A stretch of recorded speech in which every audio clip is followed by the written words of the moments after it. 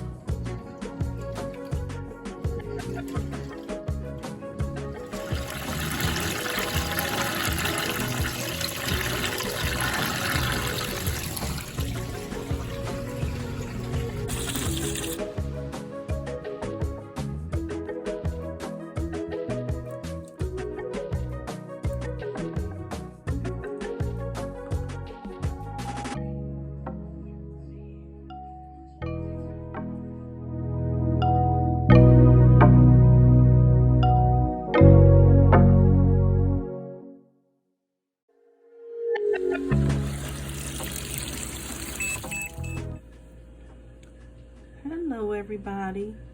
So I washed my light clothes and some colorful pieces here. And they came out clean. I know y'all tired of seeing my house dresses and stuff, but that's what I wear when I'm around the house. The 7th generation free and clear laundry detergent is okay. I did 2 loads of clothes, light clothes, and some colorful pieces.